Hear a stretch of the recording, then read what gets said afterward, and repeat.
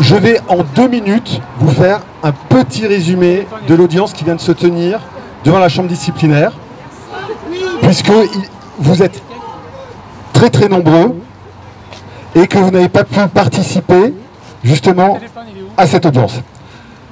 Concrètement, cette audience visait à entendre le docteur Umlil sur les reproches qui lui sont faits concernant des violations du code de déontologie par rapport à sa communication et aux propos qu'il a pu tenir concernant la vaccination en sa qualité d'expert en pharmacovigilance. Lors de cette audience, nous avons essentiellement soulevé des problèmes de procédure.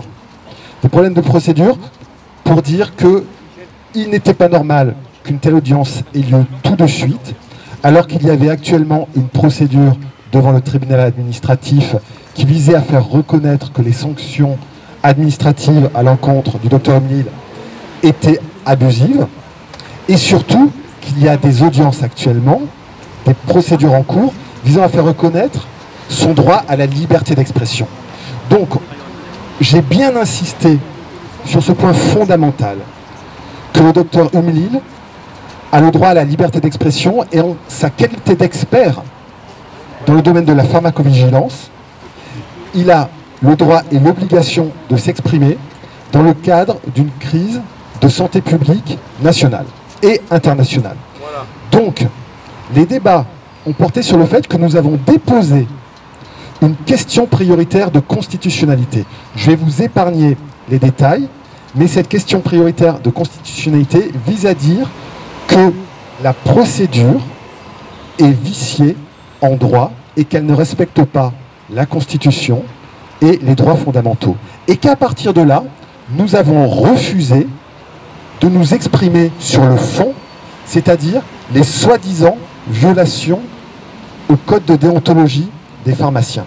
Donc nous avons refusé de répondre à ces questions, de nous exprimer sur le fond, et nous avons fait porter le débat sur le fait que la procédure était complètement viciée et que sur les points concernant la liberté d'expression, un point fondamental, nous étions en attente de décision de la part de juridictions administratives. Donc à partir de là, la chambre disciplinaire ne doit pas pouvoir se prononcer sur de soi-disant manquements au code de déontologie. Nous aurons d'ici 15 jours, 3 semaines, une décision de la chambre disciplinaire, et toute décision qui ne prendrait pas en compte la question prioritaire de constitutionnalité, c'est-à-dire qui ne dirait pas « nous ne pouvons pas traiter du fond et nous renvoyons au Conseil constitutionnel la question de la régularité de la procédure », toute autre décision serait une décision illégitime et profondément critiquable et injuste. J'en aurais terminé sur ce point et je passe la parole au docteur Umlil. Merci maître. Merci à vous, merci. Vraiment, je suis très touché par votre chaleureux accueil et pour votre soutien. Comme l'a dit maître Benagès, maître Thomas Benagès, que je remercie infiniment. Aujourd'hui, en fait, on n'a pas parlé du dossier et des reproches qui nous sont faits par la première instance de l'ordre des pharmaciens. Donc ça sera fait dans un deuxième temps. Parce que nous tous, en tant que citoyens français, le droit nous permet, lorsqu'il y a un procès, lorsqu'on est plaignant, lorsqu'on est accusé, on a le droit de dire que telle loi est contraire à la Constitution. Et aujourd'hui, en fait, c'est ça qu'on a traité, c'est-à-dire c'est une question purement de droit qui concerne justement la procédure que j'ai subie lors du conseil de discipline du Centre national de gestion qui m'a révoqué. Parce que l'ordre des pharmaciens s'appuie sur cette décision pour me poursuivre à nouveau. Et en fait, j'ai démontré, et j'espère que ça sera confirmé, j'ai démontré que en fait, la directrice générale du CNG peut faire ce qu'elle veut. Elle est en roue libre pour Pour vous donner un exemple, ce que je dis à l'audience, l'ordre des pharmaciens, c'est le président de l'ordre qui poursuit, mais c'est la chambre de discipline qui juge. C'est-à-dire une chambre de discipline où il y a un magistrat. Au Conseil national de gestion, il y a bien un magistrat au Conseil de discipline, mais ce n'est pas cette commission qui juge, c'est la directrice du CNG. Elle fait ce qu'elle veut. C'est-à-dire que là, j'ai soumis le cas d'un autre praticien hospitalier chirurgien. La commission de discipline présidée par le magistrat au CNG a dit on ne lui donne aucune sanction. Et la directrice toute seule, elle a décidé que si, elle va lui donner un blâme. Donc ça, c'est un des points. L'autre point, c'est que lorsqu'on travaille dans un hôpital, il y a les médecins pharmaciens, mais il y a aussi les directeurs qui sont des fonctionnaires. Les médecins et les pharmaciens ne sont pas des fonctionnaires. Et là, j'ai démontré que les fonctionnaires, les directeurs administratifs, sont mieux protégés auprès du CNG que les pharmaciens et les médecins. Et j'ai déroulé tout un ensemble de différences de traitement lors de cette procédure disciplinaire entre les pharmaciens, médecins et les directeurs d'un côté.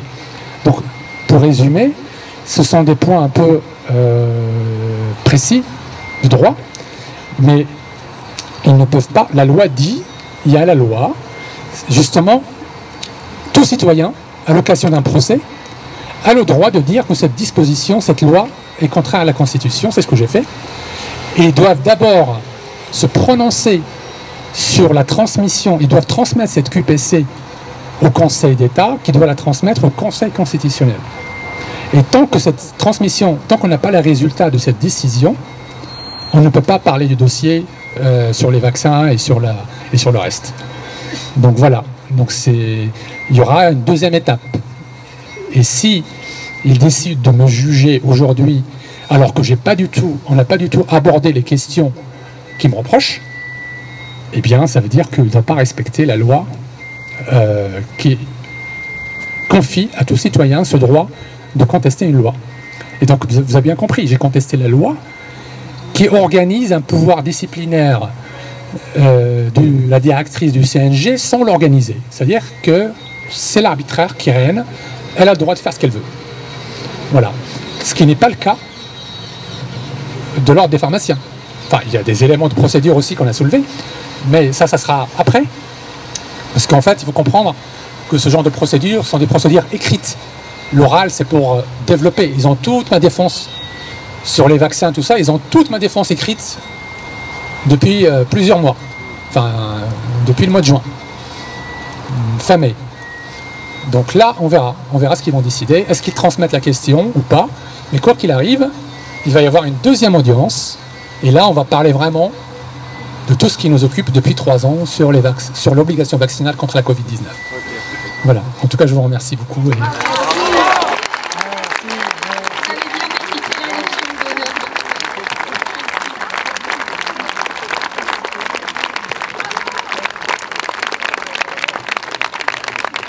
Ce qui est fou, c'est que juste quand vous faites votre travail,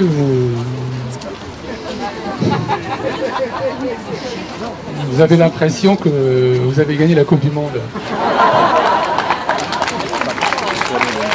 Je ne sais pas, mais est-ce que vous avez compris ce qui s'est passé? Il y a tellement peu de gens qui ont fait leur travail. Non, non. En fait, il y a beaucoup qui sont d'accord, mais qui se sentent tués sans doute par peur. Et ceux qui ont osé faire leur travail, et moi j'étais en position, mon travail c'était d'informer le public. On a créé un service pour ça. Donc si je ne disais rien, ben, ça veut dire que je ne faisais pas mon travail. Si je disais, en diffusant des informations contraires à ce que je dois vous dire, ça veut dire que j'ai menti. Et si je dis texto ce que je dois dire, eh ben, je suis traqué. Et donc, comprenez bien que je n'ai fait, vous avez l'impression que j'ai fait un truc extraordinaire, mais non. Je leur ai dit d'ailleurs que je n'ai fait que, Maître Benagès l'a dit aussi, je n'ai fait que compiler, que de vous rendre accessible, que de vous rendre visible, ce qui a été établi, analysé et publié par les autorités sanitaires elles-mêmes. Si vous n'avez pas compris ça, c'est que vous n'avez pas encore compris, je vais vous l'expliquer. Les autorités, la Haute Autorité de Santé, l'Agence nationale de sécurité du médicament, l'Agence européenne du médicament, le ministre de la Santé, M. Olivier Véran, le ministère de la Santé et de la Prévention, ils ont tout publié sur leur site. Tout ce que je vous ai dit, c'est publié sur leur site. Mais que vous ne savez pas aller chercher. Donc, c'est mon rôle de vous rendre accessible cette information. C'est ce que j'ai fait. Et donc, j'ai publié quoi? Ce que dit la Haute Autorité de Santé, ce que dit l'Agence du médicament, etc. Donc, j'ai pris leurs documents que j'ai imprimés, que j'ai versés à toutes les autorités qui me poursuivent. Et on voit quoi dans ces documents? Dès décembre 2020, c'est-à-dire avant même de commencer la vaccination, la Haute Autorité de Santé écrit « On n'a pas de données d'efficacité ni sur la transmission virale, ni sur les formes graves. » Ça, c'est sur l'efficacité. Elle dit « On ne sait pas grand-chose sur les effets indésirables. » Et parallèlement à ça, les mêmes, quand ils vont dans les médias, ils disent quoi? Le vaccin est sûr et efficace.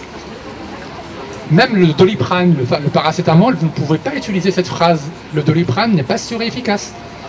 C'est un médicament qui est très bien évalué, l'un des mieux évalués qui existent. Mais si vous ne respectez pas la dose, vous ne respectez pas les contre-indications, le paracétamol peut tuer. C'est tous les médicaments qui sont comme ça.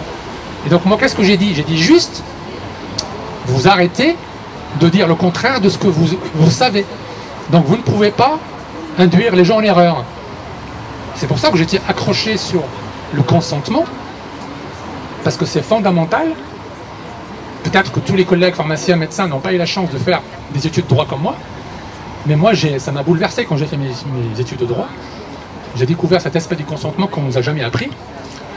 Et le consentement, il vient d'où le consentement? La protection du consentement, elle descend d'où? Elle descend du Code de Nuremberg. Et le consentement, il est protégé par le droit international, par le droit européen et par le droit national français. Donc, pourquoi? Parce que si vous touchez au consentement, vous touchez à l'autonomie de la personne. Et si vous touchez à l'autonomie de la personne, vous portez atteinte à la dignité de la personne humaine. Et on ne touche pas, il y a des principes protégés par le code pénal, ça s'appelle l'inviolabilité, l'indisponibilité du corps humain. Et c'est pour ça que quand on tue quelqu'un, quand on blesse quelqu'un, volontairement ou involontairement, eh bien, il y a des infractions pénales et les gens sont poursuivis pour ça. On ne touche pas, même pas une claque, même pas une gifle, on n'a pas le droit de vous toucher le corps. Donc, encore plus lorsqu'il s'agit d'un vaccin expérimental. Donc l'intervention médicale, c'est quelle exception? Le principe, c'est la protection du corps humain. Et ça, c'est consacré par la Convention d'Oviedo, que la France a ratifiée, a signée. Donc c'est un texte contraignant pour la France. Et c'est quoi cette Convention d'Oviedo? C'est la protection de l'être humain contre les évolutions rapides de la technologie. C'est ça le fond, en fait. Il y a des technologies qui sont... Moi, je ne suis pas contre l'innovation, au contraire. Donc l'innovation, c'est très bien. Mais il faut que les gens soient dans leur consentement. Oui ou non, je veux me soumettre à cette technologie ou pas. Mais on ne peut pas l'imposer. On ne peut pas imposer. On ne peut vous imposer un soin que si vous représentez un danger pour autrui. Or, le vaccin n'empêche pas la transmission virale. Dès l'instant où le vaccin n'empêche pas la transmission virale, la discussion sur l'obligation est close. On n'a même pas abordé les autres critères. Et c'est ça que j'ai dit depuis le début. Voilà. Donc, moi j'ai fait ce que j'ai à faire, j'ai pas fait des choses extraordinaires, même si vous, ça vous paraît... Ah oui, mais quand tout le monde s'efface, il y en a un qui sort ou deux, bah forcément vous les voyez. Il y en a tellement peu qui le font. Voilà, mais... Bravo. Et j'ai une pensée pour mon collègue, ça ne veut pas dire que je suis d'accord avec lui sur tout ce qu'il a dit, et lui non plus n'est pas d'accord avec moi peut-être sur tout ce qu'on a dit, mais j'ai une pensée pour mon collègue médecin qui lui, il sera à l'OM cet après-midi, à l'ordre des médecins. Je suis désolé, hein, mais aujourd'hui, le hasard a fait que c'est l'OM PSG. Le PSG, c'est le sigle qu'on utilise en pharmacie clinique, c'est-à-dire la pharmacie au chevet du malade, et non pas dans un bureau. PSG, ça veut dire prévenir, soigner, guérir. Donc je suis désolé. Oui. Cela étant dit, je suis footballeur aussi, donc je suis karatéka aussi. Donc je suis désolé, je suis pêcheur aussi. Donc voilà. Donc aujourd'hui, si vous voulez, je pense que ils ont été surpris par la question prioritaire de concessionnalité parce que les chambres de discipline n'ont pas l'habitude. Il y a quelques mois, quelques semaines, une avocate m'a informé que la chambre de discipline de l'ordre des médecins a accepté la première QPC de son histoire. Donc ils n'ont pas l'habitude, si vous voulez, par rapport aux magistrats professionnels de tribunal administratif, judiciaire, ils n'ont pas l'habitude de recevoir autant d'éléments de droit comme ça. Donc c'est ce qu'on a expliqué, bon, ils étaient surpris, mais oui, mais c'est le droit, c'est comme ça. Donc du coup, voilà, on va voir ce que ça donne. Donc normalement, s'ils respectent la loi, ils doivent se prononcer sur la question prioritaire, on la transmet au Conseil d'État ou on ne la transmet pas. Et après, normalement, il doit y avoir une deuxième audience. Et là, on va parler du fond du sujet. Voilà, merci beaucoup.